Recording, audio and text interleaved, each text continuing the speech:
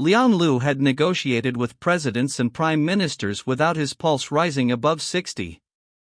Yet standing in his corner office, where floor-to-ceiling windows turned the sunset into liquid gold, the candidate list in his hand suddenly felt heavier than any merger agreement he'd ever signed. His penthouse office gleamed with the kind of wealth that didn't need to announce itself. Polished hardwood floors that reflected the dying light. A mahogany desk positioned to dominate the room. Walls of glass that made the city below look like something he owned rather than simply observed. A space designed for a man who measured his worth in skylines conquered. He'd chosen to conduct the final interview here precisely because it sent a message. This wasn't just a job, this was entering the controlled ecosystem of Liang Lu's existence. Where everything had its place. Where emotions were liabilities. Where people either served a function or became expendable. Tonight was meant to be straightforward. Review the last candidate. Establish boundaries. Hire someone who understood that proximity to his life didn't mean access to it. A transaction like any other. But before the interview could begin, there had been the conversation with his assistant that morning, the one that had set all of this in motion. "I need someone invisible," Liang had said, not looking up from the quarterly report spread across his desk. Chen stood in the doorway, tablet in hand, waiting with the patience of someone who'd learned that Liang Lu's silences were often more important than his words. "Invisible, sir?" Chen's tone remained neutral, professional. After 3 years as Liang's executive assistant, he'd mastered the art of asking for clarification without implying confusion. Someone who understands that their job is to maintain the environment, not to exist within it. Liang signed off on a document with the kind of decisive stroke that had ended careers and launched empires. The last maid asked too many questions. Wanted to know if I preferred my coffee darker. If I'd like the curtains adjusted for morning light. If I needed my schedule printed or digital. He finally looked up, meeting Chen's gaze with the intensity that made board members shift in their seats. "I don't need preferences catered to. I need systems maintained. The apartment should function like a well-run machine, and the person operating it should be as noticeable as the mechanism inside a watch." Chen nodded, making notes on his tablet. "So you're looking for someone who can anticipate needs without requiring direct communication." "I'm looking for someone who doesn't confuse proximity with access." Liang stood, moving to the windows that framed Beijing like a conquered territory. "Someone who understands that working in my home is not an invitation to understand me. Who can clean a room and leave no trace of themselves behind, not their opinions, not their observations, not their presence. That's a very specific requirement. I have very specific standards." Liang's reflection in the glass looked like something carved from ice. "Find someone competent. Someone who needs the job enough to follow instructions without improvising. Someone who won't mistake employment for familiarity." What he didn't say, what he'd never articulated even to himself, was that he needed someone who wouldn't remind him that the penthouse was empty. That the machine of his life ran perfectly but felt like living inside a tomb. That success, when it had no witness, was just another form of isolation. Chen had assembled a list of candidates by that afternoon. Professional. Experienced. Unremarkable enough to fade into the background of Liang's meticulously controlled existence. The interview was scheduled for 6 o'clock. Golden hour. When the light made everything look softer than it actually was. Now, standing in his office as the appointed time arrived, Liang reviewed the final candidate's file. Minimal work history over the past 5 years, but references that spoke of someone reliable, quiet, professional. Someone who needed the position enough to accept the unusual requirements without question. The door opened.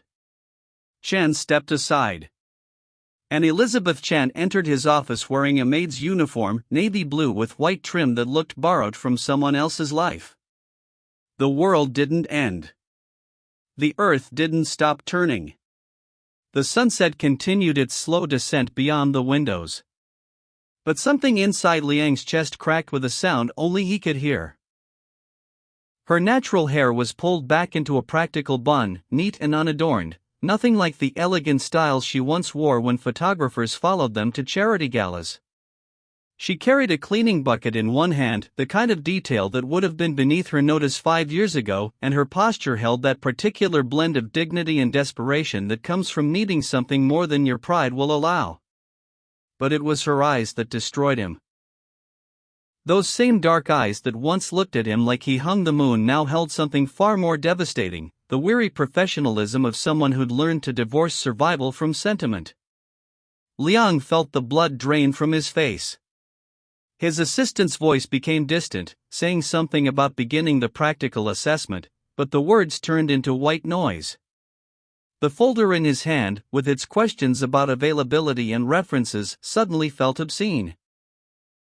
Elizabeth didn't wait for instruction. She was on her knees within seconds, beginning to clean his floor as if this were already decided.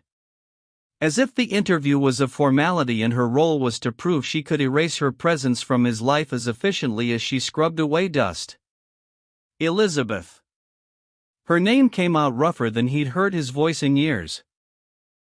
She paused, cloth still in hand, and met his gaze with the kind of blank professionalism that service workers perfect when they need the job more than they need to be seen as human. "Mr. Liu," she said quietly.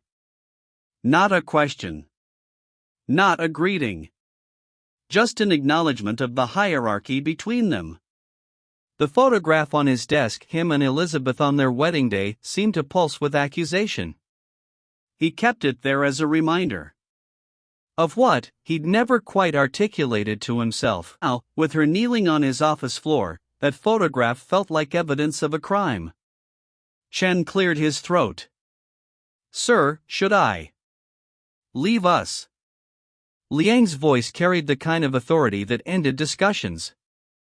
His assistant disappeared, and the door clicked shut with a finality that seemed to seal them both inside a moment neither had prepared for. The silence stretched between them like a wound that had never properly healed. Memory ambushed him without permission. 5 years collapsed into 5 seconds, and suddenly he was standing in a different room, having a different conversation that had led to this impossible present. Their apartment, the one they'd bought together when the company was still small enough that Liang could pretend he had time for both ambition and love. Elizabeth had been in the kitchen, making dinner because she still believed that small rituals could hold a marriage together. He'd been on his phone, reviewing contracts for the Singapore expansion. "I need you to stay," she'd said, and there had been something in her voice that should have made him look up. Something that sounded like a last attempt rather than a casual request. "I'll be back in 2 years. 3 at most." He was still reading, still scrolling, still believing that his attention was infinitely divisible. "Liang, look at me." She'd put down the knife she'd been using to chop vegetables. Her hands were shaking. "I'm not asking you to choose between me and your career. I'm asking you to choose between building an empire and having someone to share it with." He'd finally looked up then. Seen the tears she was trying not to shed.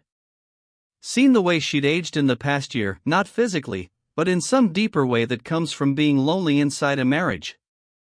"This expansion is critical," he'd said, keeping his voice reasonable. Logical. The way he spoke to board members who didn't understand the bigger picture. 2 years to establish the infrastructure. Then we'll have everything we've worked for. I'll have nothing I worked for. Her voice had cracked. "You think I married a company? I married a man who used to notice when I was in the room. Who used to ask me about my day. Who used to touch me like I was more than another item on his schedule." "You're being unreasonable." "I'm being honest." She'd wiped her eyes with the back of her hand. I love you, Liang. But I can't compete with an empire. I can't be the person you remember exists once you've conquered everything else. He'd told her she was overreacting. That she didn't understand what it took to build something that mattered. That love couldn't demand he become less than he was capable of being. She'd asked him to stay for one more week. To postpone the expansion just long enough to work on them. To choose her, just once, before he disappeared into another continent and another deadline. He'd left for Singapore the next morning. Had his lawyers draft the divorce papers while he was negotiating contracts in London. Had them delivered to the house they'd bought together. Didn't even come home for the signature. Clean. Efficient. Final. Now, standing in his golden hour office, watching that same woman kneel on his floor, Liang realized that some transactions leave debts that compound interest for years. You can stand up, he said finally. His voice sounded foreign to his own ears, something between command and plea. Elizabeth rose slowly, bucket in hand, and looked at him with the expression of someone who'd stopped expecting kindness but hadn't quite remembered how to refuse it. The agency said you needed someone who could start immediately, she said. I'm available for a trial period. Standard contract. I understand the requirements are specific. Stop. The word came out sharper than he intended. Stop pretending you're just another candidate. Something flickered in her eyes, not hope, but something closer to exhaustion. What would you like me to pretend instead, Mr. Liu? That I'm your ex-wife who you divorced via courier service? That acknowledging our history makes this less humiliating for either of us? I didn't know you'd applied. Would it have mattered? She set the bucket down with a soft thud.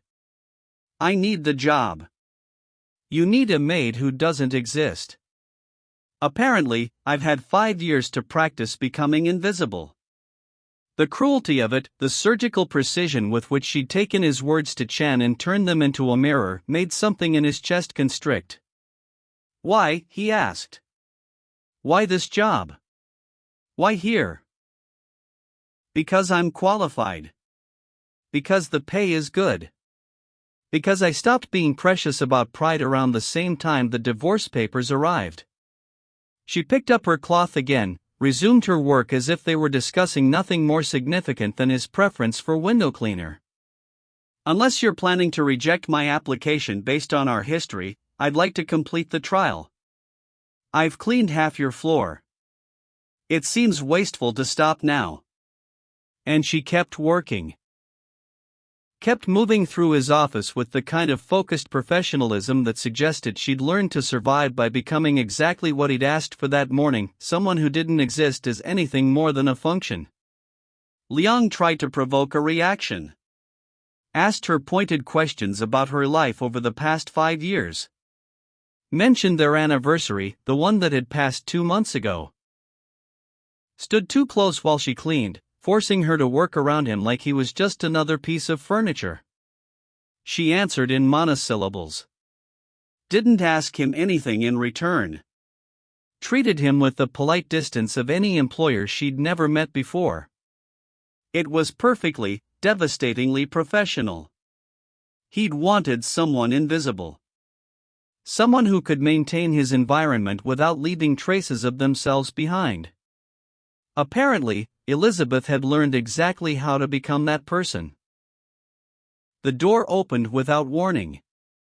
Liang turned, prepared to dismiss whoever had interrupted, but the words died in his throat. Vivian Zhang swept into the office wearing designer confidence and a dress that cost more than most people's monthly rent. His fiancée, the woman he'd proposed to 3 months ago in a restaurant with Michelin stars and a 6-month waiting list, carried herself with the kind of entitlement that came from never having been told no by anyone who mattered. Darling, she said, moving to kiss his cheek. I came early. Thought we could leave for dinner directly from here instead of. She stopped. Her gaze landed on Elizabeth, still kneeling by his desk, cloth in hand. "Oh." Vivian's smile sharpened into something predatory. "Interview running late? I can wait." "This is the final candidate," Liang said carefully. Something in the room's atmosphere had shifted, like air pressure changing before a storm. "How thorough." Vivian circled Elizabeth like she was assessing merchandise. "She seems dedicated. Already on her knees before she's even been hired." Elizabeth didn't look up. Didn't react. Just kept working with the mechanical efficiency of someone who'd learned to endure worse. "Stand up," Vivian commanded. "I want to see what we're considering." Liang felt his jaw tighten. "Vivian." "What?" "I'll be living here after the wedding. I should have input on household staff." She waited, and when Elizabeth slowly stood, Vivian made a show of examining her. "Older than I expected. But I suppose that's good. Less chance of distraction." She pulled a bottle of water from her purse, took a sip, then accidentally knocked it across the desk. Liquid splashed onto the floor and onto Elizabeth's uniform. "Oh no," Vivian said, her voice dripping false concern. "How clumsy of me. Good thing we're interviewing someone who cleans." The water pooled near Vivian's designer heels. She stepped deliberately into the puddle, then looked down at her shoes with exaggerated dismay. "These are Louboutin," she said sweetly. "Custom order. And now they're covered in water." She extended one foot toward Elizabeth. "Would you mind? Since you're already here. Consider it part of the interview. I'd like to see how you handle unexpected situations." The air in the room crystallized into something brittle and dangerous. Elizabeth looked at the extended foot. At the woman wearing diamonds that cost more than 5 years of rent. At Liang, who stood frozen between the woman he'd chosen for her utility and the woman he'd abandoned for his empire. Then she knelt down, pulled a dry cloth from her bucket, and carefully, methodically, began to wipe water from Vivian Zhang's designer heels. And Liang realized, with a clarity that felt like breaking bones, that he'd built his perfect life by destroying the only thing that had ever been real. Subscribe to see how this unfolds and comment where you're watching from. I will love to say hello to you just to know how far our story is going. The apartment settled into an uneasy rhythm over the following week. Elizabeth arrived at 7 each morning, let herself in with the key Liang's assistant had provided, and moved through the penthouse like a ghost learning to haunt its former home. She cleaned with mechanical precision, prepared meals that appeared and disappeared on schedule, and managed to occupy the same space as Liang without ever truly sharing it. He found himself watching her. Studying the small changes that 5 years had carved into someone he'd once known better than himself. The way she moved more carefully now, as if her body had learned to take up less space. The slight hesitation before she entered rooms, checking first to ensure she wouldn't be in the way.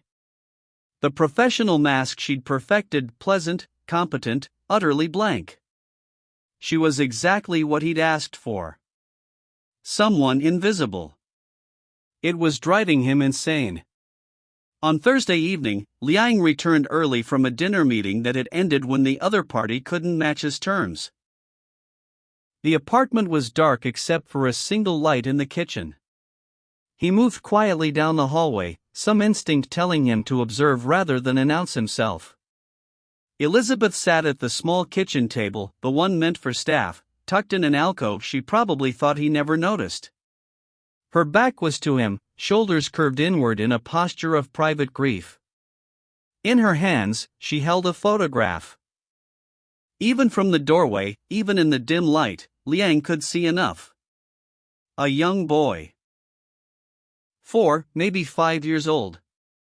Dark hair that fell across his forehead in a way that tugged at something buried deep in Liang's memory. The child's face captured mid-laugh, eyes crinkled with joy that seemed to radiate even through still image. And the resemblance. God, the resemblance. Elizabeth's shoulders shook with silent crying. She pressed the photo to her chest like it could fill the space where the actual child should be, and the sound that escaped her throat was the kind of pain that has no language, only raw, animal grief. Liang's hand found the doorframe. The marble floor beneath his feet suddenly felt unstable, as if the entire foundation of his perfect, controlled world had been revealed as nothing more than paper and lies. How old? His voice came out strangled, unrecognizable. Elizabeth went rigid. She didn't turn around, didn't put the photo away. Just sat there, caught, with evidence of a truth that rewrote their entire history. You should be at dinner, she said finally. Her voice was wrecked from crying but still trying for professional distance. Still trying to maintain the boundary between employer and employee, as if that mattered anymore.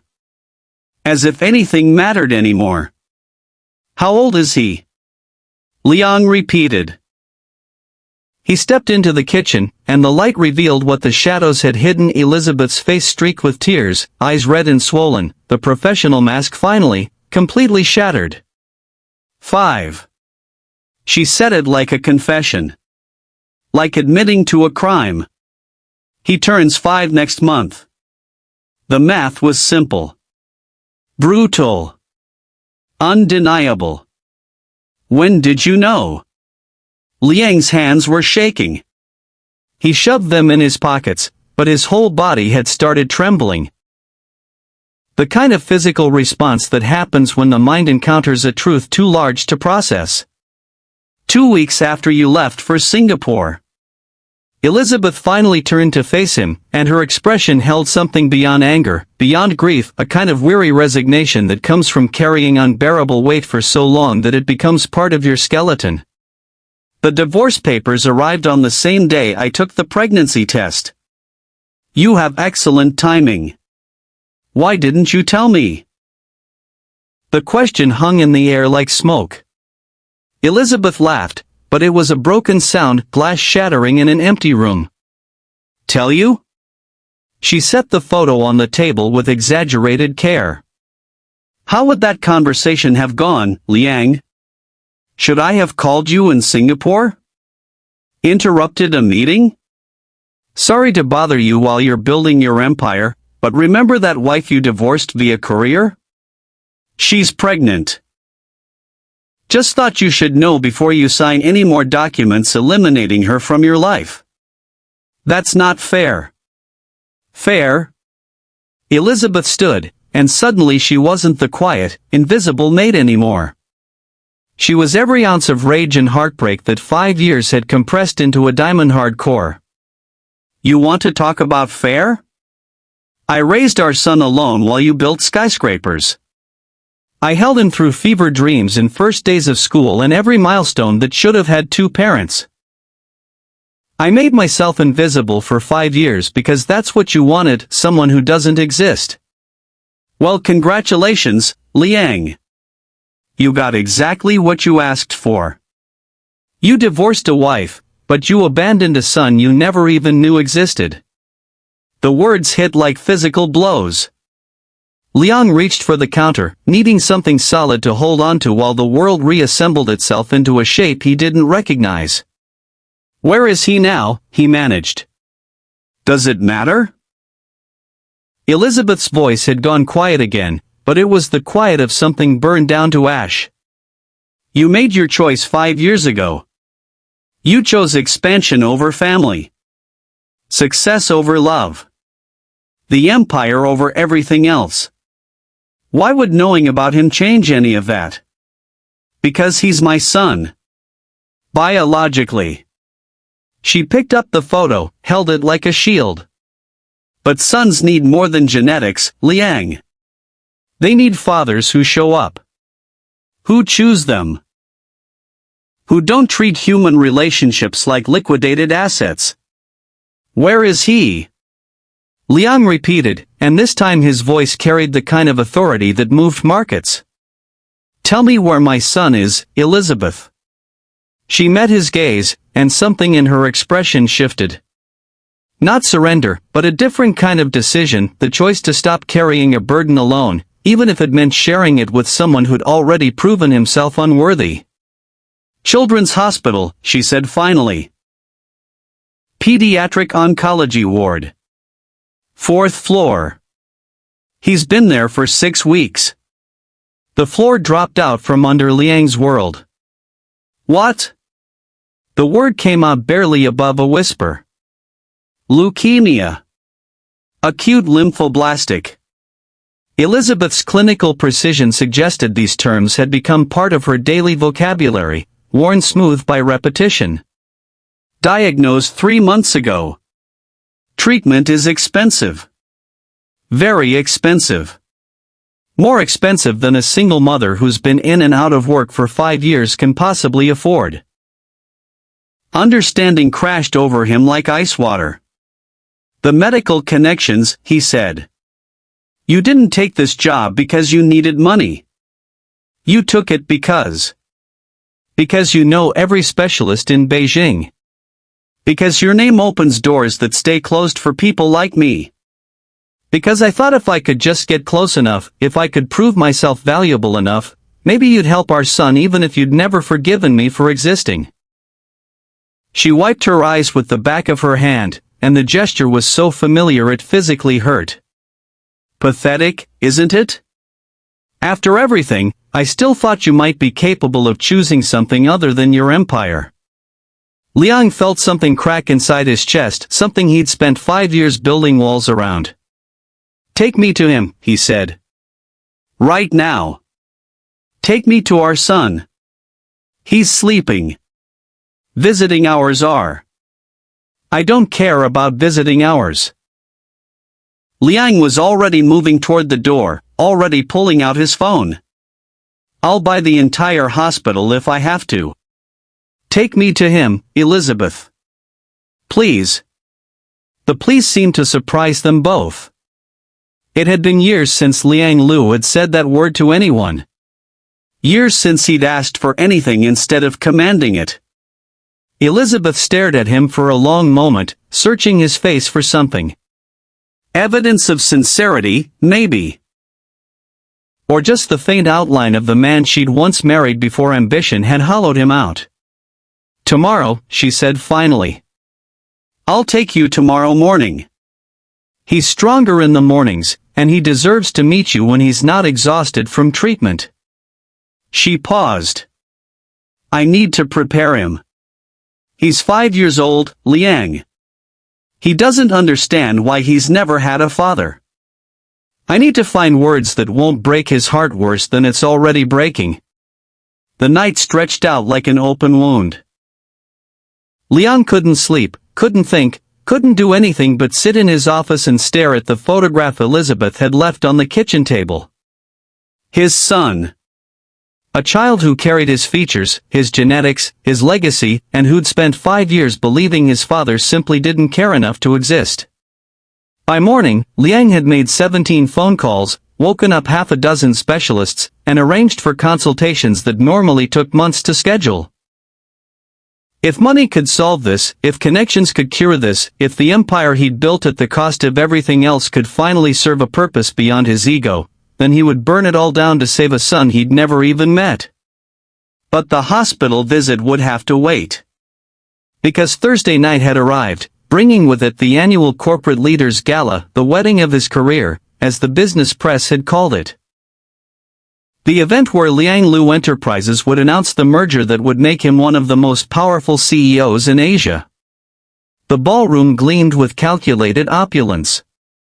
Crystal chandeliers, champagne that cost more per bottle than most people's monthly rent, 500 of the most influential people in Chinese business dressed in clothing that whispered wealth instead of shouting it.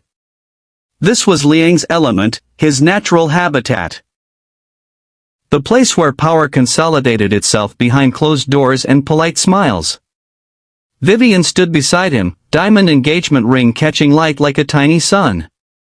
She'd been perfect all evening, saying exactly the right things to exactly the right people, playing the role of the sophisticated fiancé who understood that marriage among their class was as much merger as romance. "Darling," she murmured, touching his arm. "The minister wants to speak with you about the Shanghai development. This is the moment we've been building toward." Liang nodded, but his attention had snagged on something across the ballroom. A woman in a simple black dress, standing near the service entrance. Her hair pulled back, her posture careful, her presence almost unnoticeable among the glittering crowd. Elizabeth. She wasn't supposed to be here. This was his world, the empire he'd chosen over her, the altar where he'd sacrificed everything real for everything impressive.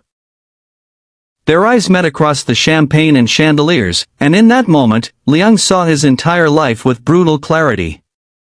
He was standing at the peak of success, about to sign agreements that would make him even more powerful, even more wealthy, even more impressive to people whose opinions he didn't actually care about.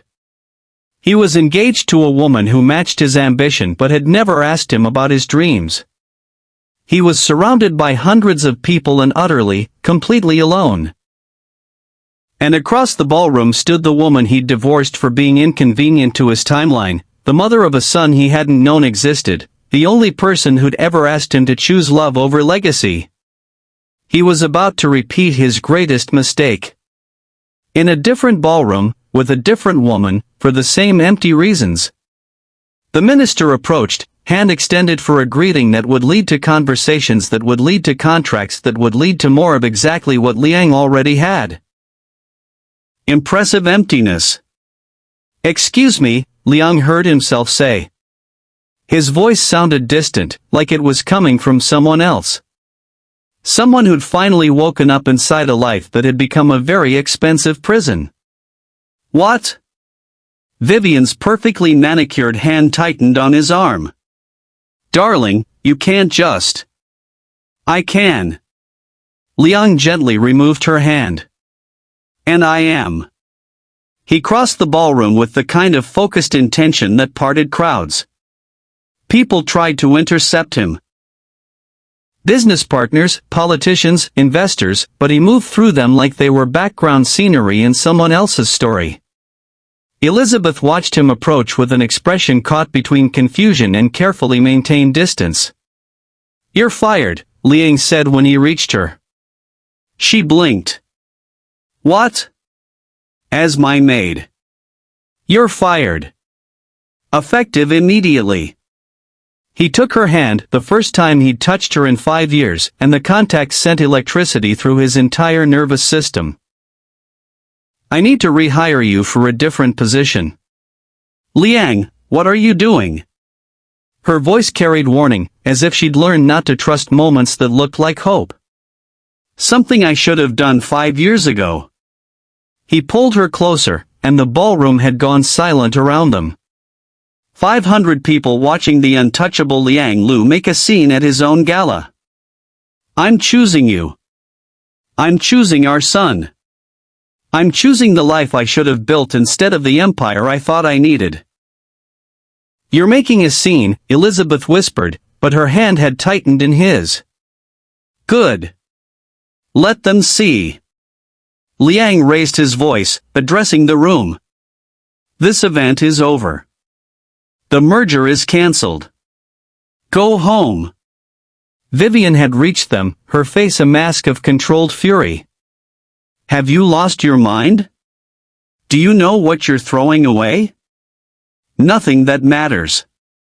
Liang looked at her with something close to pity. "You're fired too, Vivian." "As my fiancé." "I'm sorry, but I'm reacquiring something I never should have let go." He turned back to Elizabeth, and his voice dropped to something only she could hear.